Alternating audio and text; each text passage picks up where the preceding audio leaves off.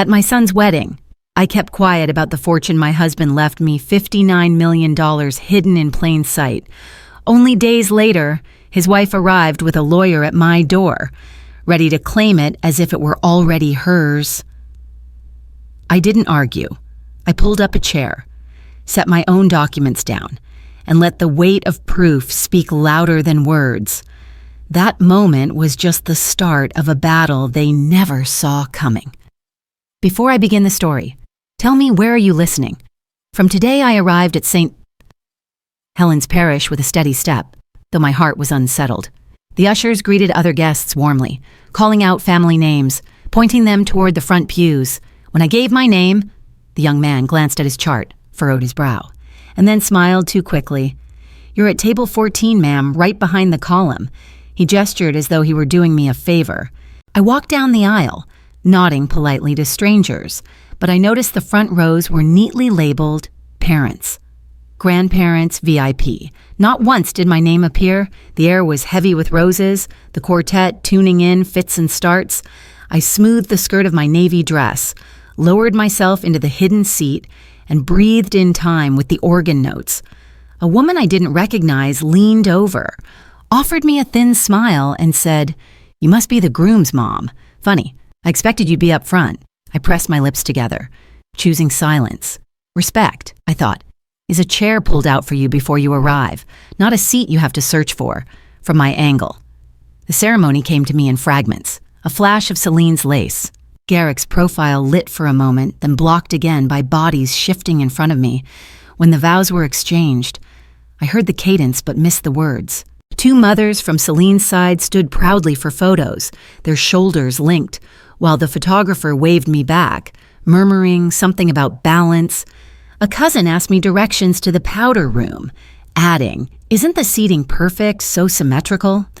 I thought of Harold's favorite phrase, "Measure twice, cut once. Symmetry hides what matters when you cut away too much." I smiled politely, careful not to let bitterness rise. Elegance without kindness is just a costume. At the reception, I found my place card tucked on the far edge. It read, "Only Thalassa." Others were mother of the bride, father of the groom. A man at the next table chuckled to his friend. "The front tables are for people who make things happen." I raised my glass of water, pretending it was champagne. Garrick passed by, kissed my forehead quickly, and promised, "I'll be back after the toasts." His eyes were already searching for Celine's circle. I asked an usher if the flowers could be shifted so I might see better. He whispered something about the fire code and instead placed a cushion behind my chair. When my turn to toast came, I stood, shared a simple memory of Garrick as a boy measuring a shelf with Harold, proud of a straight line. Polite applause followed, brief as a breeze in some rooms. Love is a whisper and ego is the microphone. Later, the planner corralled us for group photos. I was guided gently to the back row. "Tilt a bit. We just need your smile at the edge," the photographer said, already turning to the next command. I thought of family pictures where Harold and I stood shoulder to shoulder. Now my face was barely visible behind strangers. I took half a step back, unwilling to let the ache in my chest show. If a picture tells a story, the margins tell the truth. As the night wore on, I gathered my shawl, slipped past the dessert cart, and moved toward the corridor. My name on the seating chart was printed smaller than the rest. I traced the frame with my finger, then let it go. A waiter offered me cake. I declined with a smile. Save it for the young, outside. The Portland air smelled of rain and roses. Under the hotel awning, I saw Celine, phone pressed to her ear, glancing at me before turning her back. A moment later, Garrick emerged, distracted, squeezing my hand without meeting my eyes. "We'll talk soon." "Mom," he said. I nodded. My decision already sealed. Silence tonight was not surrender. It was strategy. Dignity is the coat you put on when the weather turns cold. I didn't know it yet, but the next knock at my door would not be a neighbor. It would be a lawyer. The morning after the wedding, the kitchen was filled with pale light that stretched across the table. I set the kettle on and listened to its hum, steady as my own breathing. The night before had left its mark, But I was not replaying scenes, I was sorting them. Folding a dish towel into a perfect square, I reminded myself that silence was not passivity. It was a choice. My inheritance would remain unspoken until the right question came from the right mouth. I jotted a note on my ledger pad: never sign at the doorstep, never discuss finances on speakerphone, always demand a written draft before a pen touched paper. Simple rules. But they had kept me safe for years. Garrick and Celine's names floated across my mind like clouds across a still pond. I did not summon them with anger, just with caution. I smoothed the towel once more, a small gesture that told me I was still in control. Silence can be a shelter or a trap. Today, I build it like a roof, not a cage. Later, I took the brass key from the old sewing tin and opened the wall safe behind my books. Inside were binders labeled with neat handwriting, a notarized trust, and a letter from Harold that reminded me to measure twice and decide once. The trust was irrevocable, the successor trustee not tied to marriage, and no phone-based change could be made without a code given in person. I touched the passphrase card, the one I'd memorized but kept anyway, and the small door notice I had drafted months ago: no doorstep signing. These were not props, they were armor. I photographed the folders for inventory, slipped a copy into a fireproof envelope, and closed the safe. Preparation turns fear into homework, and homework gets done. By late morning, I walked to St. Helens for the service. I sat in my usual pew, the middle, a place of routine. The ushers greeted me kindly. I returned their smiles, but I did not offer stories. The bulletin rustled in my hand as two matrons discussed their cruise plans, and a teenager balanced hymnals with his phone. An acquaintance leaned over and said, "The wedding last night was just lovely." I replied, "They worked hard. It mattered to them. Nothing more." Politeness is not consent. It's simply the traffic law of crowded rooms, in the hallway afterward. I caught a whisper meant to sting. Celine will take care of her mother-in-law's money. Smart girl. I turned my head, met the woman's eyes, and let silence speak for me. Another voice added, "Consolidating elders' finances is just responsible these days." The words curled like smoke around me. I walked to the bake sale table, bought a lemon bar, and thanked the volunteers. A rumor is a hand on your wallet that never touches fabric.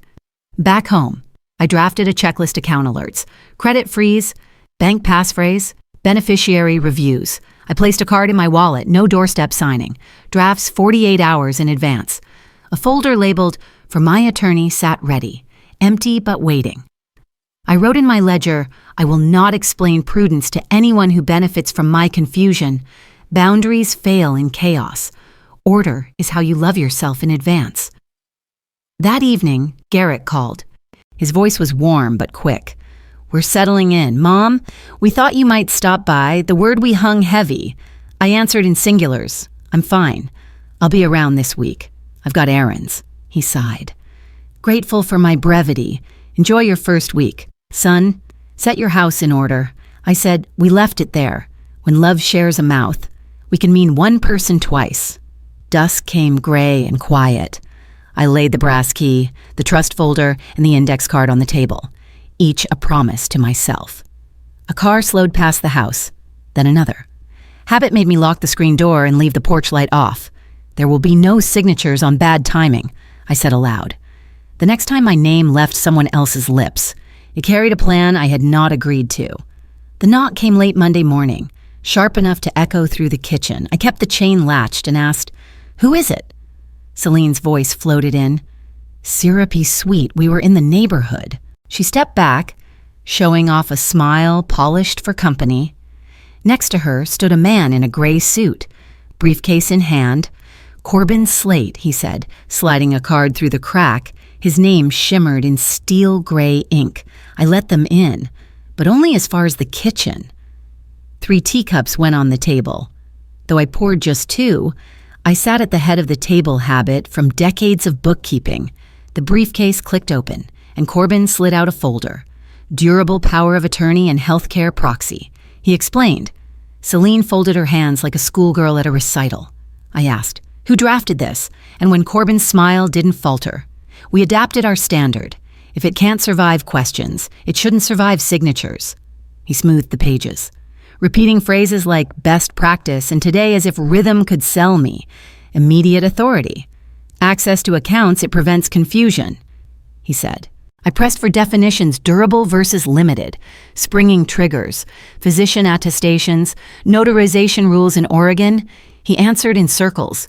Celine leaned forward, her tone light but insistent. It'll be smoother for everyone. I responded calmly. A springing power of attorney requires 2 independent physicians. Durable doesn't. Your template is durable, Corbin countered. It saves time in emergencies. I met his gaze. Emergencies don't arrive in nice suits. Celine's eyes glittered. Garrick just wants peace of mind. I folded my hands. Peace of mind starts with clear terms. Urgency is the salesperson of bad decisions. I pulled out an index card, placed it firmly on the folder, and read aloud, no doorstep signing. Drafts to counsel, 48 hours review, no exceptions. My voice didn't rise, but the weight of it was enough. Celine's smile stiffened. Corbin's pen paused midair, then lowered. We can bring a notary this afternoon, he offered. Not without counsel, I replied. Celine softened her tone again. We just want to help, I answered. Help that requires haste isn't help. I logged the visit in my yellow pad date, time, names, exact phrases. They noticed. I let them. A boundary isn't a wall. It's a front door with my hand on the lock. When they left, my phone buzzed. A text from Celine. We'll bring the notary. Friday. Garrick agrees. I screenshot, printed, stapled it to my log. Evidence, not drama. My reply was simple. Send complete drafts 48 hours in advance for review. I placed the phone face down and wrote in my ledger, language sets traps, documentation builds ladders. Documentation is memory that can't be bullied. The phone rang again. This time Garrick's name lit the screen. My thumb hovered. Then I let it go to voicemail. His voice came through later, hesitant. Mom, can we just... Celine thinks. Maybe Friday is best. I don't want confusion. I saved the audio, labeled it, filed it. The kettle clicked off on its own while I sat in stillness. Outside, a car idled, then pulled away. You don't have to chase a fire to keep it from spreading. Sometimes you clear the brush and wait. I pressed play again, and the word that cut deepest was the simplest Tuesday morning. The knock came softer than Celine's had been, but it still set the dog next door barking. I opened the door and found Garrick there. Keys jangling in his hand, his eyes didn't quite land on mine. Traffic was awful, he said, and then, we thought it'd be better if I came by myself. The word we slipped out before he caught it, and I let it sit in the air. I brought him to the kitchen table where my ledger always waited. I poured him tea, poured myself water, and folded my hands. He shifted in his chair, speaking around the point. We just want it to be smoother. Mom, safer today, if possible. Celine says it's standard paperwork. His voice carried the lawyer's echo, a script rehearsed but not understood. I leaned forward slightly. Standard for whom? The silence that followed was heavier than any raised voice. Love without backbone turns into someone else's agenda. He tried again, repeating phrases about peace of mind and emergencies. I asked him plainly, what's the difference between durable and springing power of attorney who decides incapacity? How can it be revoked? His hands circled the rim of his mug. He admitted, almost boyishly. I didn't read every page. Celine and Corbin explained it. Trust isn't transferable, I answered. Who benefits from speed? Garrick, who loses oversight. He pressed his lips together, muttering, I just want peace. Peace isn't purchased with my signature. My tone stayed calm. Though it cost me something, I pressed him for notice periods, witnesses, notary rules. He had no answers, only a nervous shrug. If we means I lose my say, it's not family, it's management. At last, I laid it out as clearly as I could. No doorstep signing. Drafts must go to counsel 48 hours ahead, line-by-line review. If Celine wishes, she can schedule through my attorney. A notary will only come after counsel clears it. His shoulders dropped. Part shame, part relief. I slid a blank pad across the table. Write down what you want for yourself, not what makes your house quiet. He tucked it into his jacket. We stood, exchanged a hug that felt polite. Not warm, but it marked a line neither of us could ignore. Kindness without a lock invites trespass. That afternoon, the phone rang. A woman from the downtown bank's fraud department introduced herself, calm and professional. We had an inquiry about your account's general access questions. We denied it, just confirming you're aware. My back straightened. Thank you, Sis. Please note, all inquiries require my passphrase. No phone changes. Alerts in writing. Please, she agreed. Impressed, I already knew the protocol.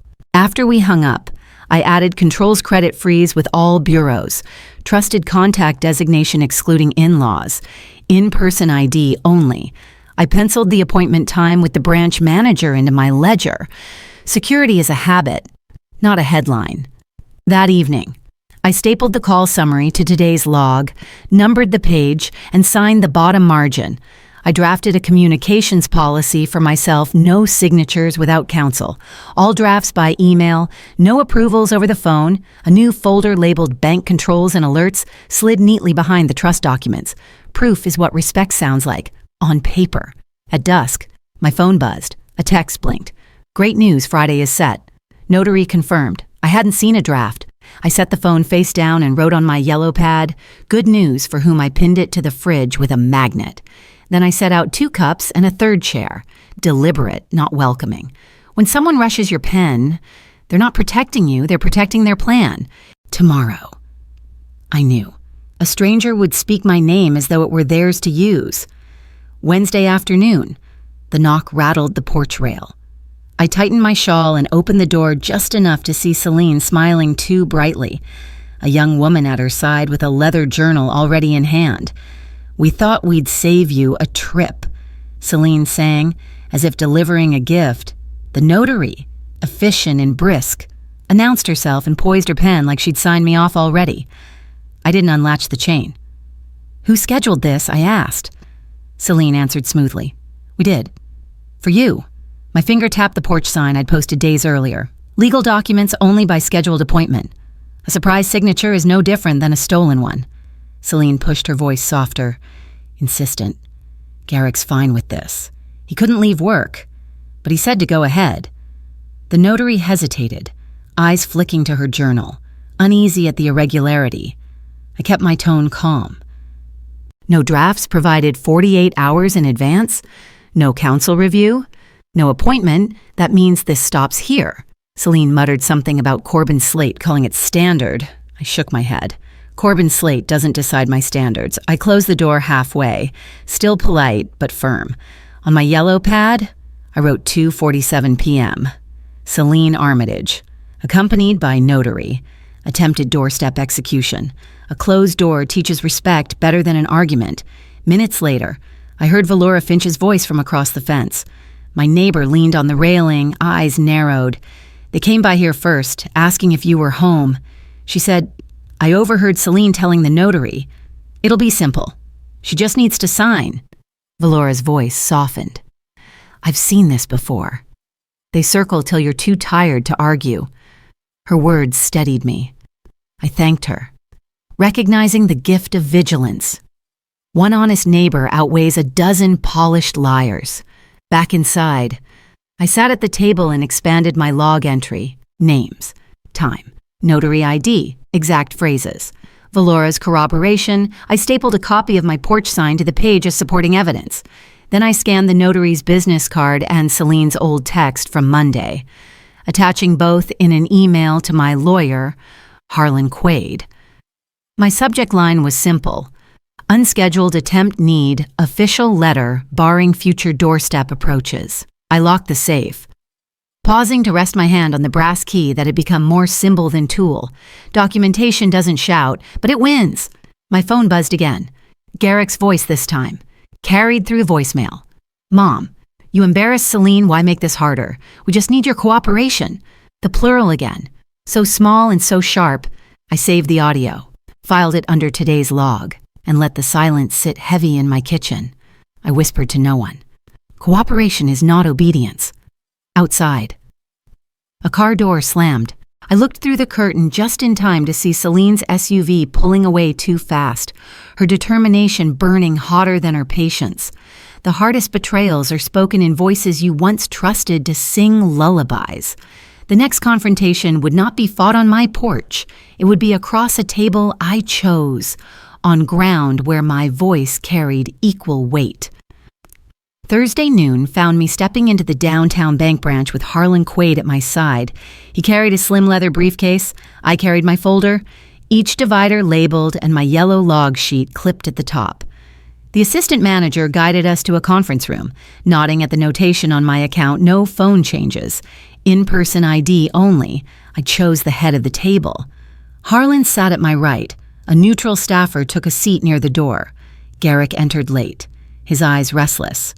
Celine followed with Corbin's slate, his briefcase clicking like a warning. I laid 3 items on the table, my index card, a copy of the trust's cover page, and today's log. Preparation doesn't raise your voice, it raises your odds. Corbin wasted no time. He slid a packet across the table and intoned, "Durable power of attorney, best practice, effective today."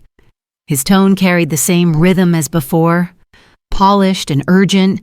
I didn't touch the papers. Instead, I read my index card aloud, each line slow and steady. No doorstep signing, drafts to counsel, 48 hours review, no exceptions. Celine leaned forward, smiling thinly.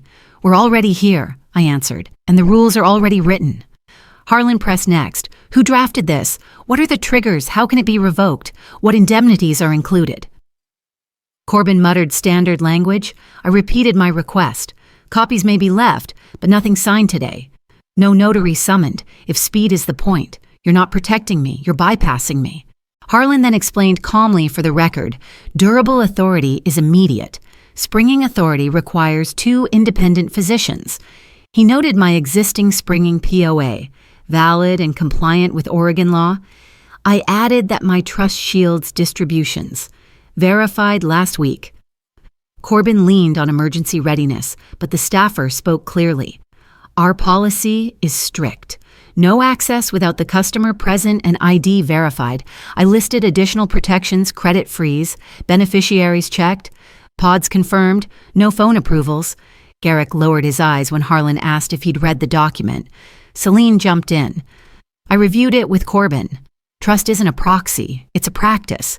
I reached into my folder and placed down supporting evidence, a photo of my porch sign, the notary's card, and Celine's text promising Friday's notary. I summarized the fraud alert call from Tuesday, giving initials and times. Harlan requested the bank add a written notation barring third-party discussions unless counsel was present. The staffer typed quickly, then slid a printed confirmation across the table. Celine scoffed. "This is so dramatic." I met her eyes. This is documentation. Rumors need listeners. Paper needs only a date. The staffer's voice cut through. Bank policy is firm, no authority granted here. No POA accepted without proper compliance. Harlan added smoothly. Any further doorstep attempts will be considered harassment. We'll memorialize today's exchange. Corbin exhaled, suggesting, "Perhaps we circle back later." Celine looked to Garrick, but he only said, "Maybe we should slow down." I tucked the index card into my folder, and the staffer ended the meeting with a thank you for respecting process. Corbin pocketed his failed document. Celine's smile cracked. Power isn't noise. It's a rule that holds when someone pushes. "In the lobby," Celine whispered into her phone. "Community meeting tonight. We'll clarify the story." Garrick lingered, eyes torn, but said nothing. Harlan pressed his card into my palm. "If they take it public, I'll stand beside you." At home that evening, I set the porch light low and let the maple tap against the window as I brewed tea. When the venue changes, the truth doesn't. If they wanted an audience, they would have one, and so would my boundaries. The community center smelled faintly of coffee and floor wax when I walked in with Harlan Quaid at my side. Rows of folding chairs filled the space, a projector already humming at the back. Celine moved through the crowd with a polished smile, shaking hands, her voice carrying like she was the hostess of a gala. A banner hung above the stage, family planning for security and legacy. Garrick sat off to the side, his shoulders bent inward, avoiding every eye. Near the back row, I spotted Valora Finch, my neighbor, already settled, her gaze steady on me. Celine took the microphone, introducing herself as my family liaison and describing me as concerned but sometimes confused. My pulse steadied. Not spiked. I claimed the front row, pen poised on my ledger. When someone tells your story without you, that's not family, it's theater. Celine's presentation began with slides about elder protection and streamlining decision-making. Corbin's slate followed, quoting best practices and common sense, shaping resistance into the image of stubbornness. Garrick spoke only when nudged, murmuring, "We just want things simple." I noted each phrase, each misrepresentation, the relentless plural we. Then Celine gestured toward me, her smile stretched. "We're grateful she's here tonight." The room clapped, trying to box me into silence. I lifted my chin. Let the applause echo unanswered. Polish without truth is just wax on a cracked floor. When the applause died, I stood, "My name is Thalassa Muir. I am a widow, a trustee, and the only person authorized on my accounts." My voice carried without strain. I explained the difference between durable and springing power of attorney, citing Oregon statute plainly. I reminded the crowd that banks enforce security, not in-laws. Valora nodded, arms crossed like punctuation to my words. Murmurs spread. People leaned forward. Garrick twisted his watch band, not meeting my eyes. Celine's smile thinned into a straight line. The loudest microphone can't rewrite the law. I unfolded my folder on the table in front of me. The notary's card, the text promising a Friday signing, the fraud alert log all spread like evidence. Harlan read excerpts aloud, Celine scheduling surprise visits, Corbin bypassing counsel. Gasps rose from the chairs. One man whispered, "That's elder financial abuse." Celine snapped. "Out of context," I answered firmly. "Context is a log, dates, times, names." "All yours?" Garrick mumbled. "Mom." But let the sentence collapse. Rumors collapse when daylight touches the page. The room shifted. A retired banker stood up, his voice gravelly but firm. "This isn't planning, it's pressure." A woman added she'd overheard Celine mocking me at the grocery store. Others murmured agreement.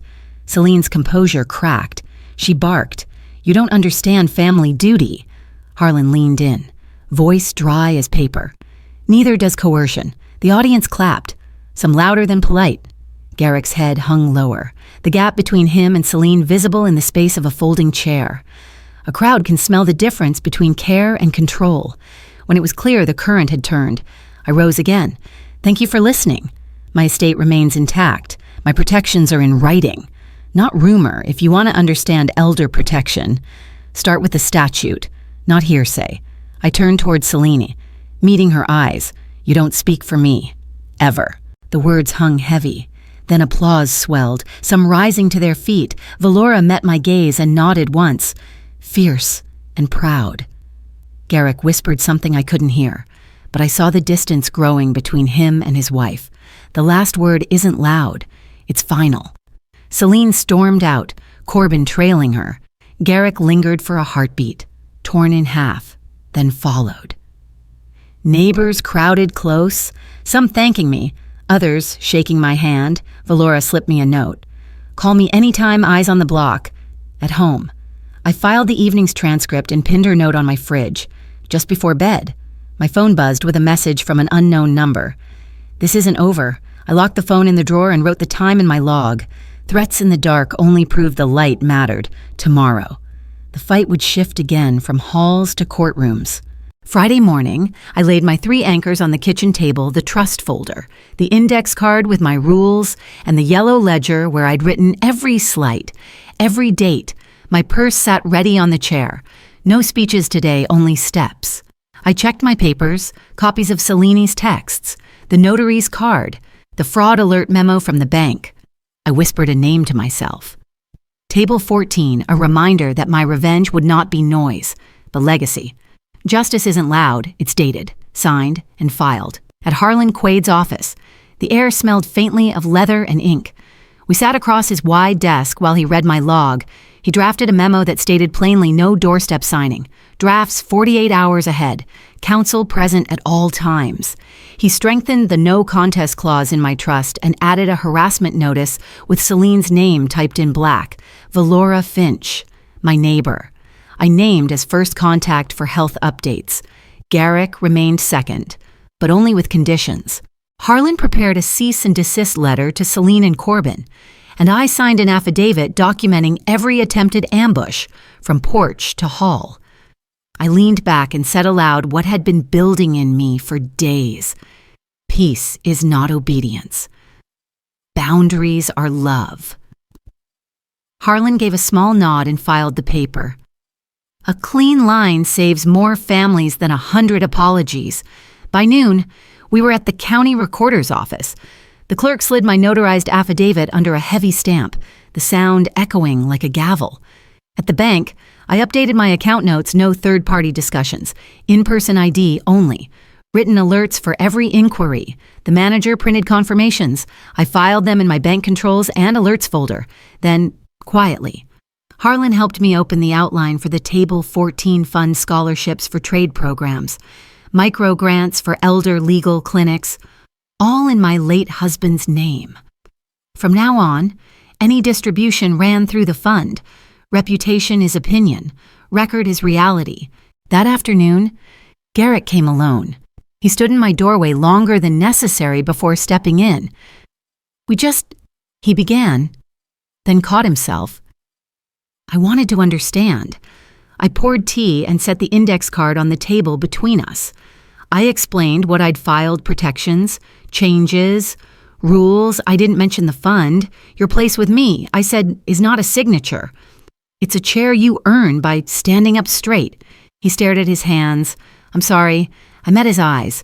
Start by saying what you want when no one else is listening. An apology is a key. A changed habit is the door. I showed him the mission letter, the outline of the fund, scholarships, clinics, every dollar shielded by the trust. I looked directly at him. Your wife cannot manage what she cannot reach. My tone wasn't angry, it was architecture. Garrick's eyes glassed. He understood both the loss and the grace. Turning pain into purpose is revenge the soul can live with. Finally, he lifted his gaze. For the first time, there was no we, only him. I'll tell Celine I won't push you again, I answered. Tell yourself first. I pressed a copy of the boundary memo into his hand. For your pocket, not hers, he nodded. Our hug was brief, but it was honest. Mercy works best with the lights on. At dusk, I pinned the mission letter to the fridge. The maple outside rattled like applause caught in its leaves. My phone buzzed with Harlan's text, letters sent. All squared, I replied. Thank you, I set one place at the table, brewed tea, and opened my ledger to a fresh page, Table 14. When the next knock comes, it won't be a lawyer, it'll be someone I choose to let in.